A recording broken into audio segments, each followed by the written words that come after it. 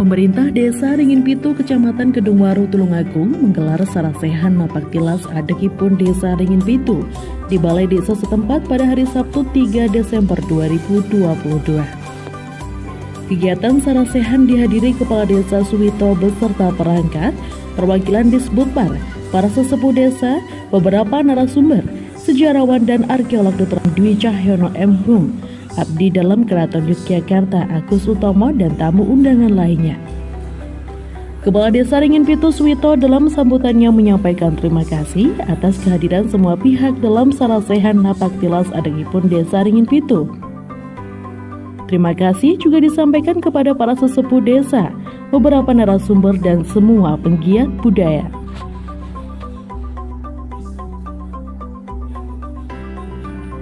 Mengawali kegiatan sarasehan, beberapa sesepuh desa memaparkan sejarah asal-usul Desa Ringin Pitu menurut yang diketahuinya.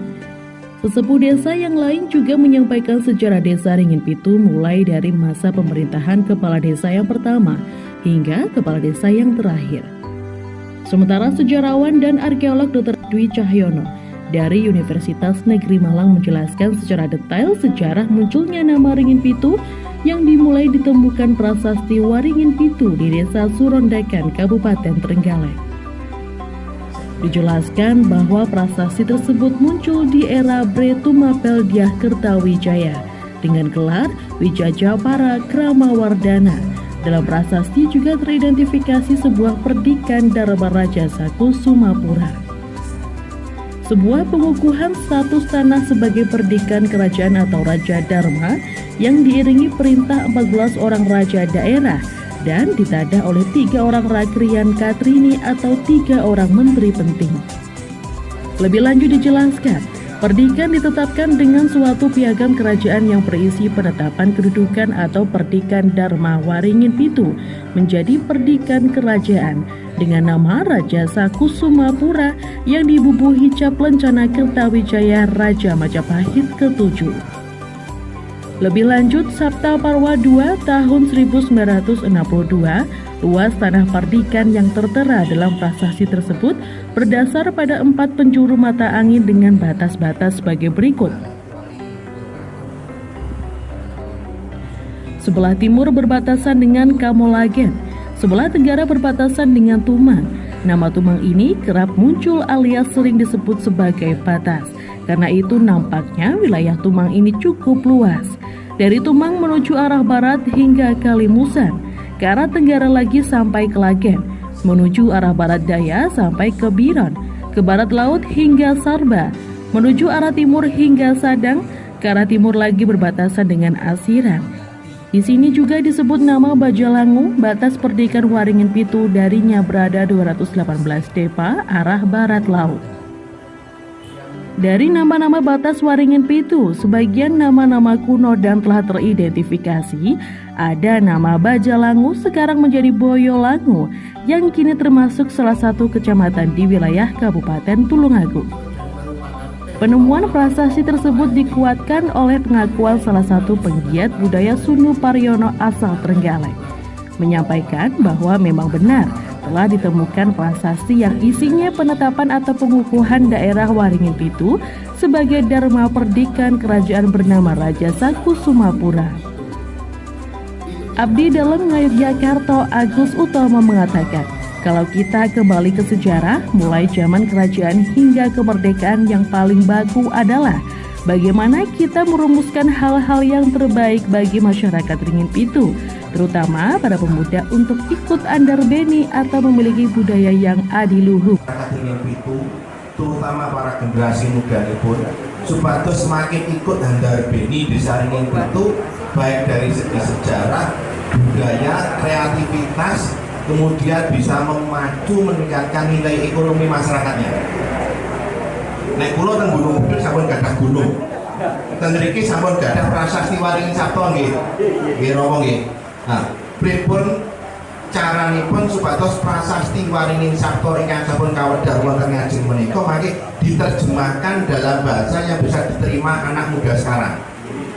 Sehingga menika mangke saged masuk dalam muatan lokal sejarah desa sekaligus juga menjadi muatan lokal sejarah Kabupaten Tulungagung.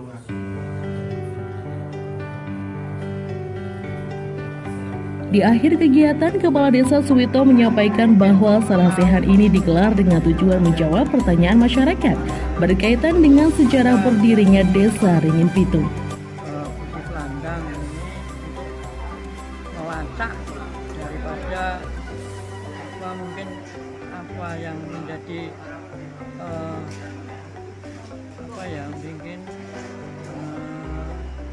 mungkin petunjuk atau Desa Ringin Pitu itu. Maka dari itu ya akhirnya juga mungkin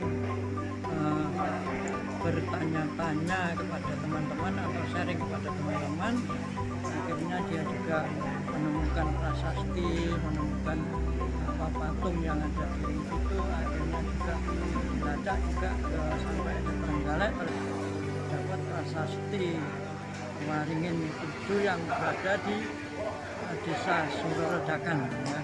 Terus prasasti itu dibawa ke Museum Nasional. Dengan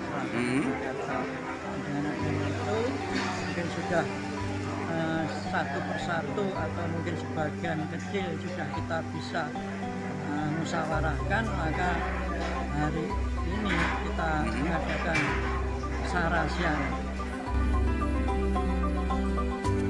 Sementara Budi Pelandang, tokoh budaya desa setempat, menegaskan kegiatan Napang Tilas Adekipun Desa Ringin Pitu ini digelar untuk menjawab keinginan tahunan masyarakat tentang sejarah Desa Ringin Pitu.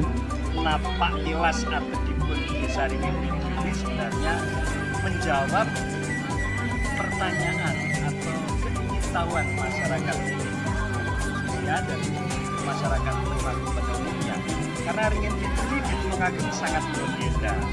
Sudah disebut di Babat, kemudian di beberapa cerita rakyat, bahkan ini kita perkuat dengan bukti-bukti sejarah.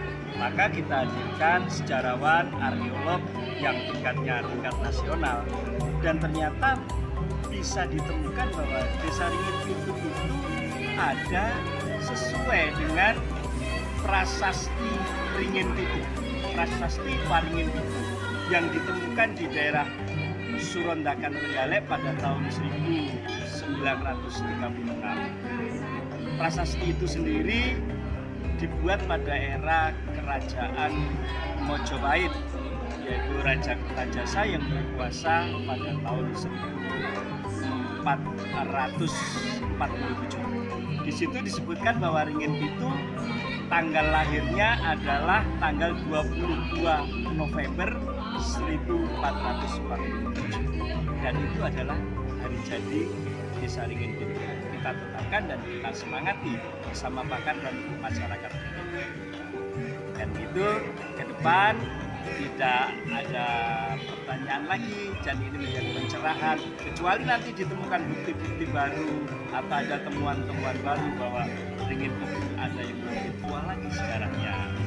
Saya kira itu ini menjadi semangat bahwa di era itu Ringin Pitu menjadi perdikan atau desa yang ditunjuk oleh kerajaan, menjadi desa yang istimewa, bebas pajak dan sebagainya zaman itu, dan menjadi daerah pendarman atau tempat peribadatan eyangnya Rajasa atau ayah dari Prabu Hayam.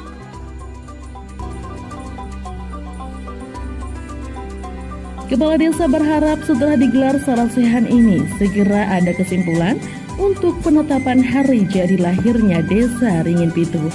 Dari Tulungagung, Jawa Timur, Tim Liputan CNTV melaporkan.